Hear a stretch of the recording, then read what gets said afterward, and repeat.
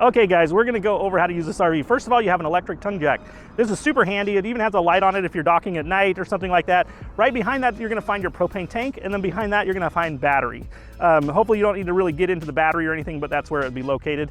As we come around, we're gonna talk about this RV. First, we're gonna get into this large storage area. This is where you're gonna find your gear, like your water hose, your sewer hose, all that stuff's gonna be in there. And then you do have some jacks here. All you do, there's a little hand crank in there. All you're gonna do is spin that down. It's pretty simple. You're just gonna remove this little latch right here, this chain. That's in case it falls. It won't completely fall to the ground when you're driving. So you can just manually wind those down and manually wind them up. Pretty easy. You do have a large awning on this. Just remember, any wind, rain, anything like that at all, and especially when you go to bed at night, make sure this is completely closed. You don't wanna wake up and have it ripped off or something like that. They are pretty expensive. They're about $1,900 to replace. So just be careful with that. As we come around, we're gonna talk about how to enter and exit this. First off, all you do is lift this up and spin it. That'll kind of lock it in this position. There's a trick to opening these doors. And what you wanna do, especially even when you're using your key, if you take your hand and push right here, this is where the locking mechanism is, you push and pull, and it opens up real simple, just like that. Now, we're gonna talk about these stairs. They are really nice. So what you're gonna do is first, to rotate them down, you pull the blue lever like this, and then this just rotates and touches the ground. What you wanna make sure is actually you can adjust each leg independently. To do that, you're just gonna push this blade area in like this, and you can actually adjust the height of your stairs. So if you're on uneven ground or something like that, it'll work out quite well. You rotate this all the way down just like that. One thing you wanna be aware of is to make sure that this sits flush with the height of the RV. What you don't wanna do is have this up a little bit like this. There's a little gap in there. What can happen is if there's that gap and you go to close this door, the door frame will actually bend. So make sure this is completely down out of the way. Anytime you're operating the door, make sure it's completely open out of the way. And then I'm gonna show you how to reverse this process. You're just gonna lift this up just like this, it spins. Now, the reason why you want that door open is there's a little lever here that sticks out.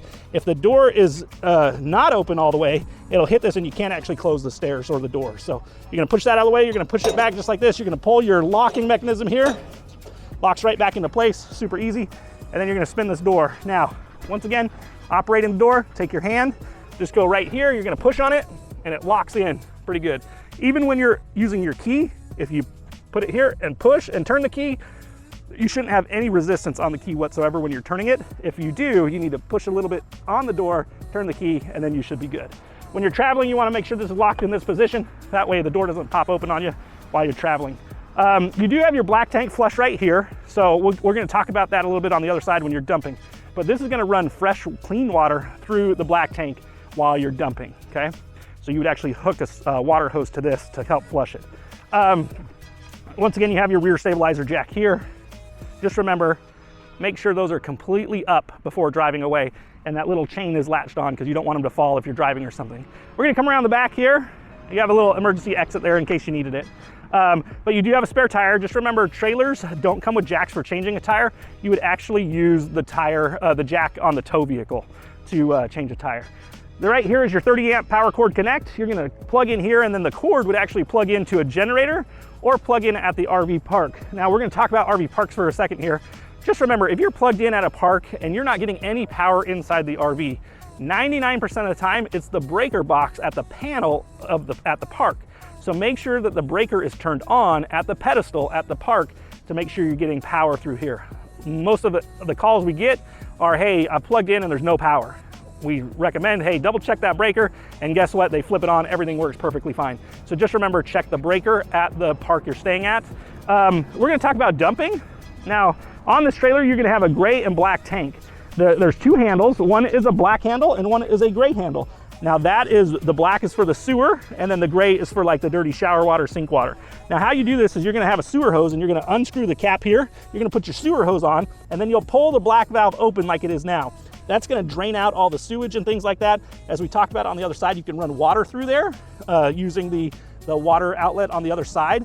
Water inlet. Just remember, if you're running water through this, make sure this is completely open. You do not want to fill the black water tank up with water and have it come into the RV somehow. So just make sure anytime you're running water through the black tank, that is open. Once you're all done, you'll shut off your water, you'll close this, and then you're gonna pull the gray valve right here. That's gonna flush out that sewer hose and kind of clean it out. And then once that's all empty, you're good to go. Just remember, the slide out comes out about 3 to 4 feet. So make sure there's not a tree in the way, there's not vehicles or anything. You wanna make sure that this can slide out freely out and in. So the same thing on the inside, make sure there's not an ice chest in the way or kids sitting in the dinette or something like that. There should be no weight on it, and there should be nothing in the way. You don't want to tear a floor open or something like that. Just be really careful when operating the slide system. All right, so we're going to get up to the front here, and we're going to talk about the items here. We're going to talk about your city water and your fresh water connect. So if you are at an RV park, you can actually hook in here. What you want to do is make sure that, well, what we like to do is that you're running fresh water, you're filling the freshwater tank and then using the fresh water to use inside the RV. What can happen is if you put a hose here from the RV park, the water pressure could be too high and you can actually blow out the water lines. If you go hiking for the day and there's too much pressure and there's a leak or something like that, you could come back to a flooded trailer. So we always recommend just fill the water tank. Anytime you're going to use water, turn on the pump. That'll actually have the correct water pressure. And then if for some reason, like I said, we don't recommend it, but if for some reason you're using city water here, make sure you have a pressure regulator on it. And also, anytime you're leaving the RV for the day, turn off the water at the spigot. You do not want to come back into a flooded trailer. The plumbing in these aren't like your house. They're just two plastic fittings just pushed together. They oftentimes leak a lot, so just be really careful about that. You do have a outdoor shower here in case you wanted to hose something off, and then you have your hot water heater here as well. All right, so if you guys, we're so excited for you to use this one, but let's go inside and I'll show you how to use it in there. All right, guys, we're gonna go over how to use the inside of this RV. First of all, this right up here is your control panel. On here, you have all your tank levels and your battery levels. So you just push these little buttons in and it would light up here. You have your battery level, your fresh water tank level, your black and gray water tank levels. Just remember the black and gray water tanks, oftentimes those misread. They're not very accurate. So just be aware of that. You do have your water pump button here if you're going to be running water. You have your heated water tanks. You really don't need to worry about that here in Arizona. And then you have your awning lights, and then you actually have another door light right here for at night. You do have your slide control here and your awning control here for in and out.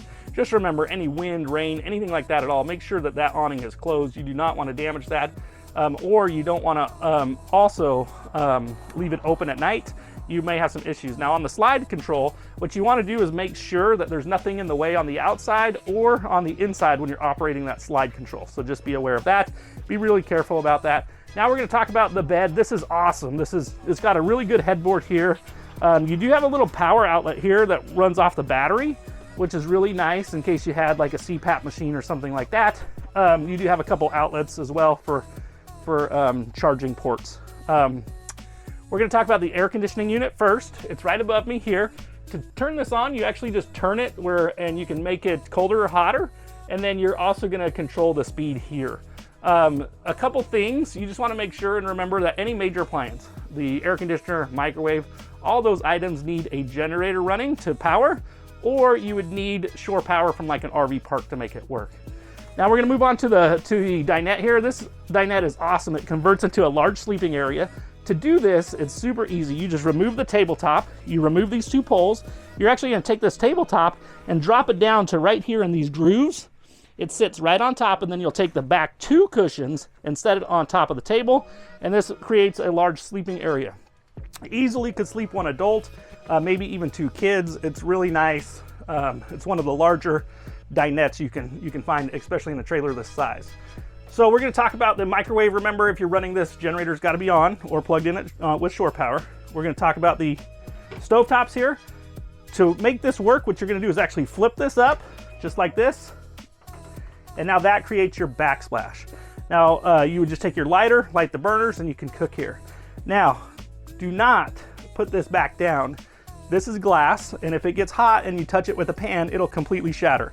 While cooking, this is just your backsplash. It is not like a glass cooktop or anything like that. You're gonna keep it back out of the way. When you're done cooking, you're gonna let this cool down. And then once it's cool enough, you're gonna go ahead and rotate this back down. This is kind of like the travel mode. If you're traveling, you wanna make sure that's down. If you're not even gonna cook on this, you can just leave it down. It creates a little bit extra surface area for your countertop. You do have your heater right here. This is where the heat comes out. So that can get a little warm in that area, so just be aware of that. To control the heater, the thermostat is right here. You just click it over and it'll start running the heat. Remember, that runs off propane and battery power. So just be aware of that. right next to the heater there is this breaker panel right here. It's a breaker panel and a fuse panel. So there's breakers and fuses in there. If you're having some type of electrical problem or something like that, usually that's the first place you want to check, just to make sure a breaker's not tripped. And then right next to that is a red dial there that you can turn. That is the battery disconnect switch. Just make sure if for some reason you don't have any power inside the RV, maybe one of your kids flip that over or something, that'll turn off all the power. So just make sure that stays on your whole trip and you should be good. The last thing we're going to talk in this area is the fridge. This is a 12-volt fridge. So to open it, all you do is you're just going to kind of squeeze the side here and it opens up. You have your control for temperature right here. You would set it to the temperature you like, and then it'll start getting cool. These do take about 3 to 5 hours to get cold. They are a lot faster than the old gas ones. Also, you have a nice freezer area here. These ones are bigger than the old gas ones as well, so you have a little bit more space. One thing I do want to discuss with you real quick is that these doors actually open from both sides. We don't recommend you use this side that's closer to the beds here, because what can happen is if this isn't completely latched and somebody else grabs here, the door can actually just come off. So just make sure this one's always latched. If you're going to use it, we recommend you just use this side. Super easy, super nice. You do have a great sleeping area here, 2 bunk beds that are really spacious, great for kids, even adults could get in them as well. Now we're going to talk about the bathroom. I'm going to open this up, we're going to go in, we're going to talk about how to use a RV toilet. First off, you do have a little foot pedal down there. Now to flush this, or to use it, what you do is you actually push halfway down on that. It'll start to fill the bowl with some water, and then you can handle your business. And then once you're done, you're gonna actually push that all the way down, and then it'll flush. Just remember, anytime you're using an RV toilet, you wanna make sure you're using RV toilet paper, no wipes, nothing like that at all. Just make sure it's RV toilet paper. Now we're gonna talk about the hot water and hot water heating system here. This is an Insta-Hot heater. It runs constantly hot. It's a tankless water heater. So what you're gonna do is you would push the red button, that's gonna start it, and then the buttons on the right that are up and down arrows, that'll actually set your temperature. Now what I like to do is I like to run on about 105. And then once you set that, you shouldn't need to worry about anything else with your heater. What you'll do is you'll actually turn on the shower or the sink or whatever, and you're gonna just turn it on and let it run for like 30 to 60 seconds, and you should start to begin to get some hot water. Just remember, when you turn on the hot water heater, it can take about 10 minutes just to get the hot water heater going. So just remember that. And now I'm gonna talk about how to control this shower head. This has multiple shower head areas there. You have a body spray and some other things. The first knob on the top controls which shower head you're using. So if you spin that to the right, it's going to actually cycle through the different shower heads. And then to actually control water flow is the bottom one. To turn this on, you're actually going to pull it towards you and lift up a little bit. That turns the water on. And then if you go left to right, that'll actually control temperature. Now, one thing you want to remember though is once you set your hot water heater, that's going to set the temperature. So you don't even need to really dial that around. If you set your temperature correct, you can just turn it on and it'll be a constant 105 like I like, or you can set whatever temperature you like. This RV is fantastic. You guys are gonna love it. We can't wait to see you, and we'll see you soon.